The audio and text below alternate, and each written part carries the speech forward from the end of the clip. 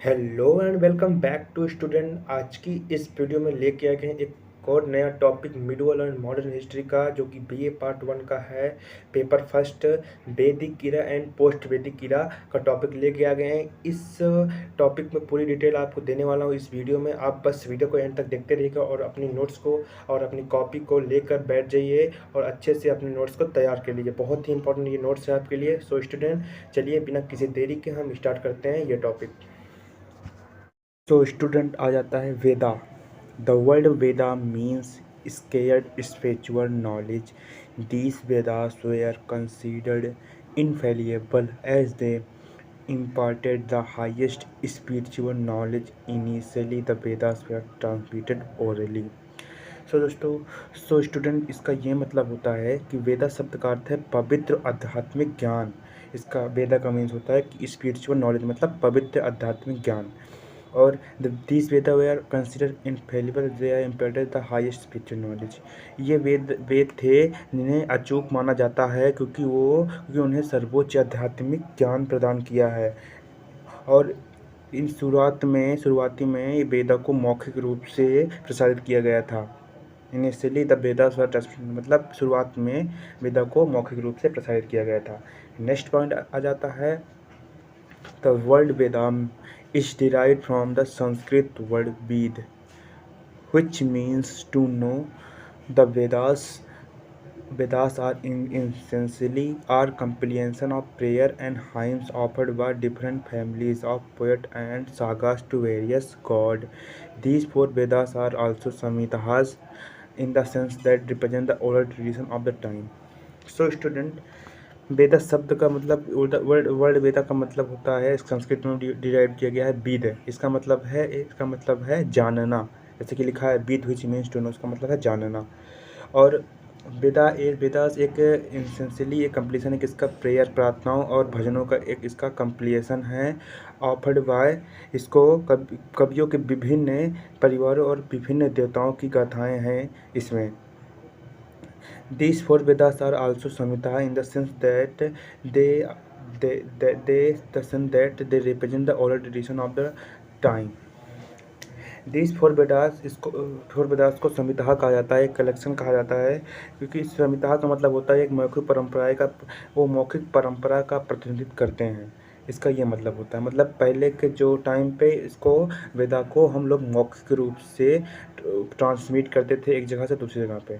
उसके बाद नेक्स्ट आ जाता है since the hymns were meant to the read, learn and transmitted orally. They were not written when they were better composed. Due to the reason, none of the Samhitas can be dated with absolute certainty. Each Samhita represents a collection through a period of over a century.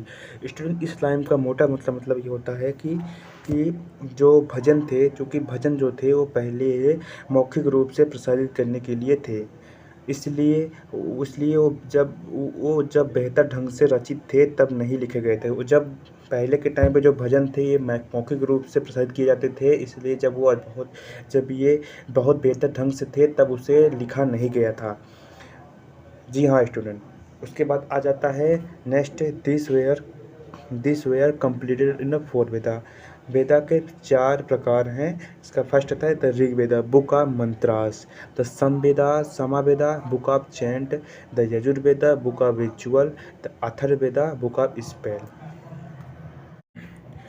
Student, next आ जाता है Vedic text. The only extant Vedic material are the text known as the Vedas, which were the composed and handed down orally over about 10th century. From the about 15th to 5th century BCE, the Vedic corpus is composed of archaic Sanskrit. The most important texts are also called the oldest ones. There are 4 collections Samhita that are called Vedas or Vedas. So student, Vedas एकमात्र विद्यमान वैदिक सामग्री है जिन्हें मौखिक रूप से 10 शताब्दी तक मौखिक रूप से प्रसारित किया गया था। वो टाइम था 15 शताब्दी से लेकर 5 शताब्दी तक, मतलब 5 शताब्दी तक इसको प्रसारित किया गया था मौखिक रूप से। ये एक बहुत ही पुराना, बहुत ही ओल्डेस्ट इम्पोर्टेंट जो टेक्स्ट है वेदा को माना जाता है। इसके पास 4 कलेक्शन है, जिन्हें कलेक्शन को हम संहिता कहते हैं। इसको हम दैट आर कॉल्ड, उसी को हम वेदास कहते हैं। नेक्स्ट पॉइंट आ जाता है the Rig Veda. Vedas of verses, the earliest of those, is composed of about 1,000 hymns addressed to various deities and mostly arranged to serve the needs of the priestly family who were the custodian of the sacred literature. Rigveda सबसे प्राचीन वेद में आता है, सबसे प्राचीन वेद है, जिसमें 1000 भजन जो कि विभिन्न देवताओं को उसमें एड्रेस्ड किया गया है, तरह तरह के देवताओं को इसमें उस भजन में एड्रेस्ड किया गया है, और ये सबसे पुराना वेद है। नेक्स्ट आ जाता है द समावेद।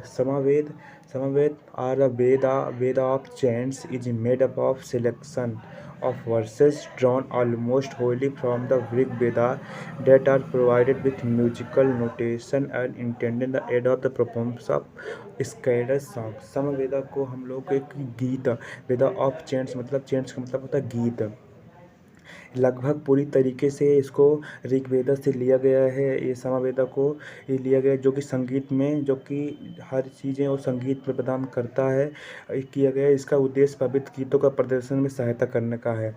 जी हाँ, समवेदा का उद्देश्य है, इस उद्देश्य पवित्र गीतों के प्रदर्शन में सहायता करने का है।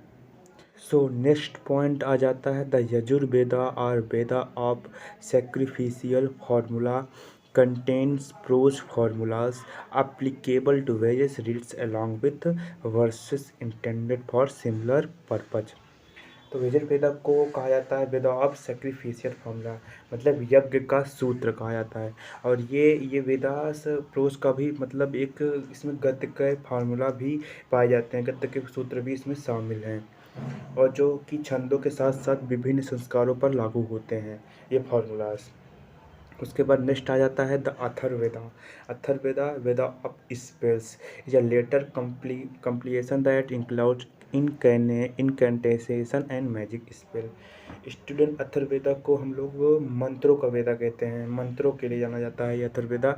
इसमें मंत्र ही मंत्र है, जादू टोना ही इसी में पाए जाते हैं, इसी वेदा में, क्योंकि इसमें जादू भी और टोना भी का मंत्र भी इसमें पाया जाता है।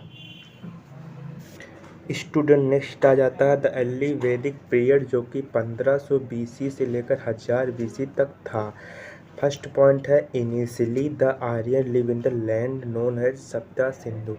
इनिशियल शुरुआत में जब आर्यन कहाँ रहते थे, सप्ता सिंधु, जो कि कहा जाता है लैंड ऑफ सेवर रिवर के पास में, जो कि ये सेवर रिवर कौन कौन से, फर्स्ट सिंधु जिसे अब हम लोग इंदस के नाम से जानते हैं, सेकंड है बीपास बीस रिवर के नाम से जानते हैं, बितस्ता जिसको झेलम नाम से जानते हैं, परुसुनी जिसको रवि रिवर के नाम से जाना जाता है, अस्किनी जिसको चेनाब रिवर से नाम से जाना जाता है, सुतोदरी जिसको सतलज रिवर के नाम से जाना जाता है, और सरस्वती जिसको रिवर। ये 7 रिवर हैं जहाँ पे अब के पास जहाँ पे आर्यन लिव करते थे।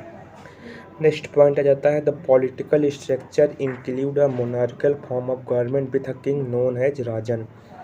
जो पॉलिटिकल स्ट्रक्चर था उस टाइम था, उसमें मोनार्कल फॉर्म ऑफ गवर्नमेंट रहती थी, जो कि उसका किंग तो कौन था, राजा कौन था, वहाँ का राजन था। इन द पत्रियार्चल फैमिली राजा jana was the largest social in Rigvedic time.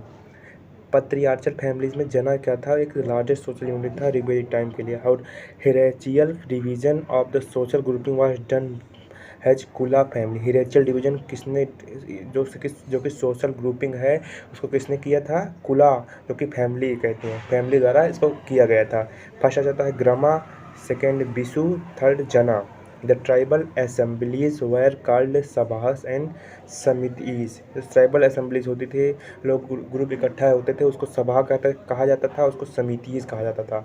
Example of tribal kingdom Bharatas, Matsyas, Yadus and Purus, ये है ट्राइबल किंगडम के एग्जाम्पल्स। नेक्स्ट आ जाता है human in the society enjoyed respectable position. जो यहाँ उस समय की ह्यूमन थी, एक बहुत ही रिस्पेक्टेबल पोजीशन पे थी, इंजॉय करती थी, रिस्पेक्ट वहाँ पे पूरा तरीके से ह्यूमन को दिया जाता था। They were allowed to take a part in the sabha and समिटीज।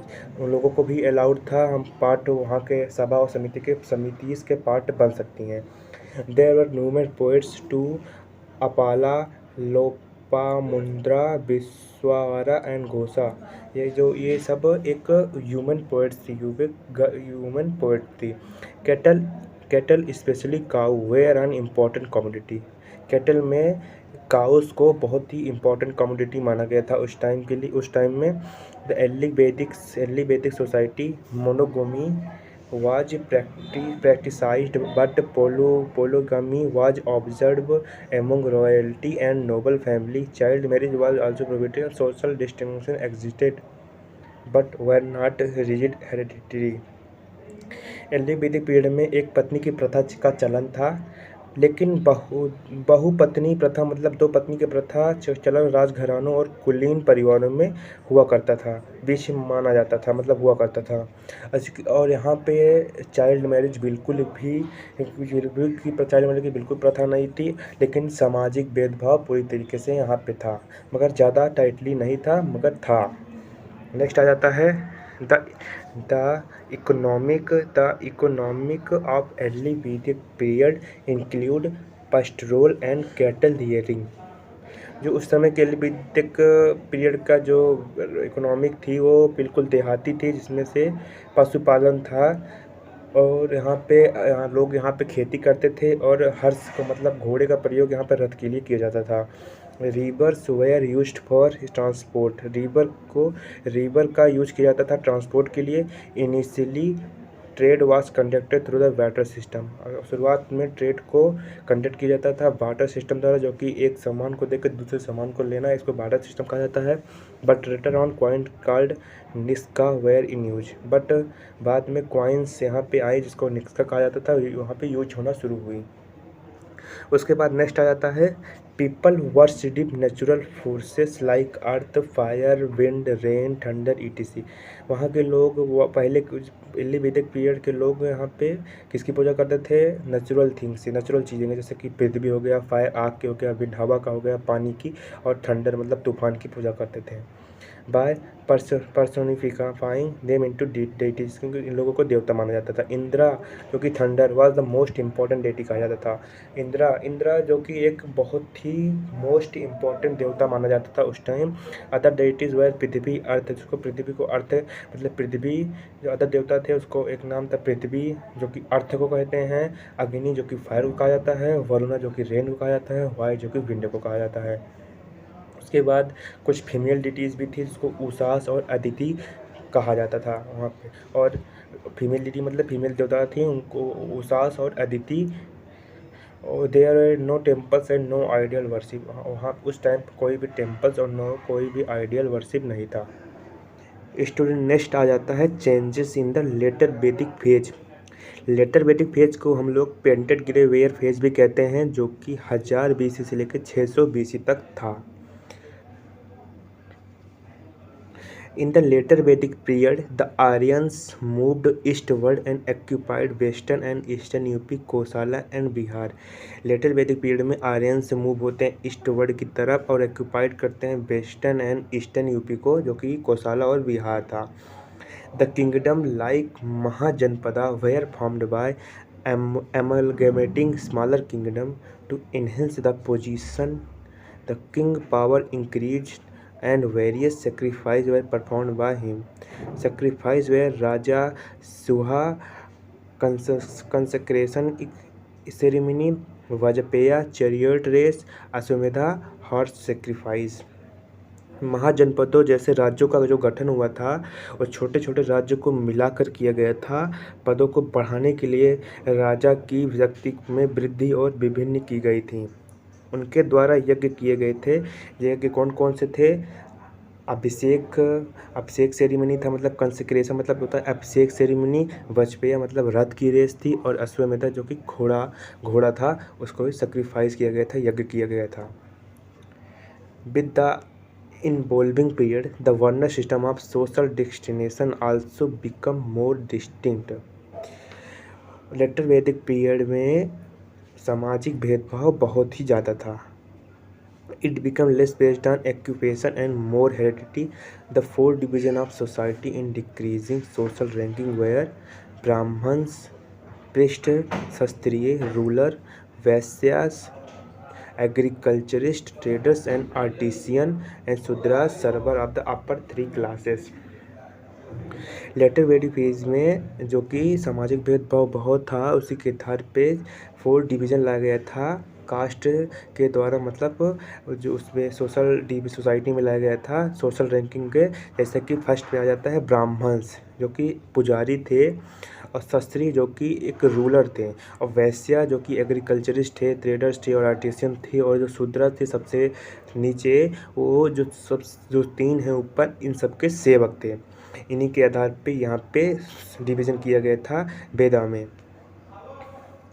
उसके बाद नेक्स्ट आ जाता है the position of human in the society diminished has they were not permitted to attend sabhas and समिति।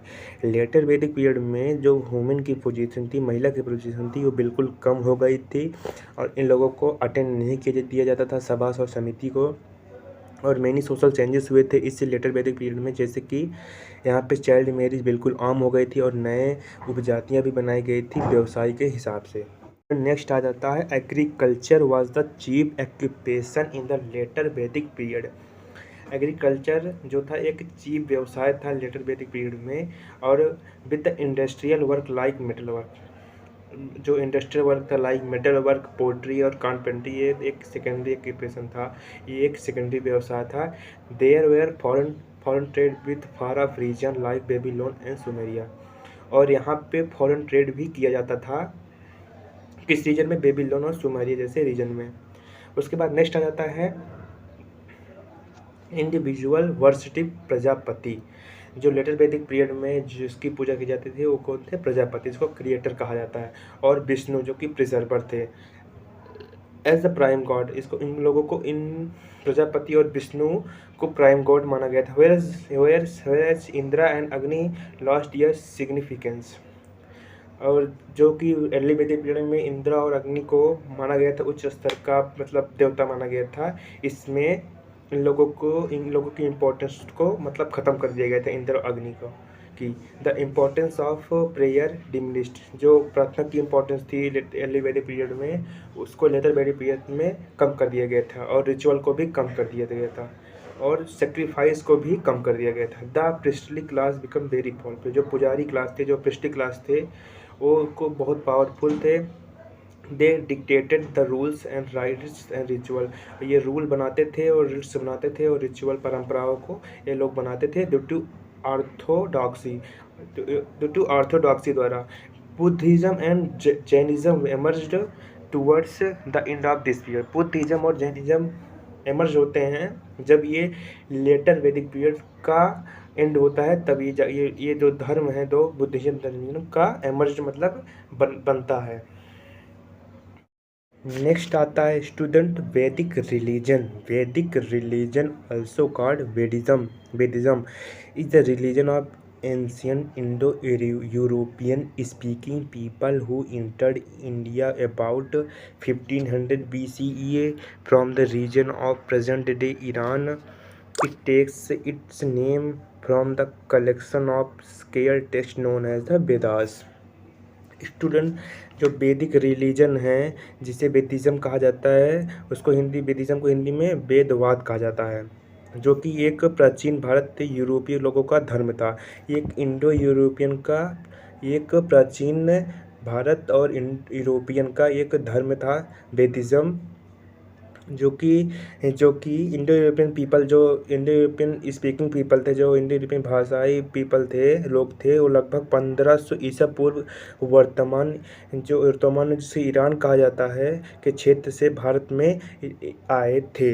इसका नाम ज्ञात पवित्र ग्रंथ के संग्रह में लिया गया है। उसके बाद आ जाता है next वेदिज्म। Vedism is the oldest stratum of the religious activity in India for which there exists written material. It was one of the major traditions that shaped Hinduism. Knowledge of Vedic religion is derived from surviving texts and also from the certain rites and continue to observe within the framework of modern Hinduism. वेदिज्म जिसे वेदवाद भी कहा जाता है। भारत में धार्मिक गतिविधियों का सबसे पुराना क्षेत्र वेदिज़्म ही था, जिसका अस्तित्व लिखित सामग्री में लिखित सामग्री में है। यह हिंदू धर्म को आकार देने वाली प्रमुख परंपराओं में से एक है। वैदिक धर्म का ज्ञान जीवित ग्रंथों में से प्राप्त होता है। जी हाँ स्टूडेंट, आज की इस वीडियो में बस इतना ही स्टूडेंट। अगर आपको मेरी वीडियो ये पसंद आई हो तो वीडियो को ज़रूर लाइक करिएगा, और जैसे जैसे मैंने आपको बताया वैसे वैसे आपको नोट्स को अपने कॉपी में तैयार कर लेना है। बहुत ही इंपॉर्टेंट है नोट्स आपके पेपर के लिए। सो स्टूडेंट, मिलते हैं नेक्स्ट वीडियो में नेक्स्ट टॉपिक के साथ। तो तब तक के लिए बाय बाय।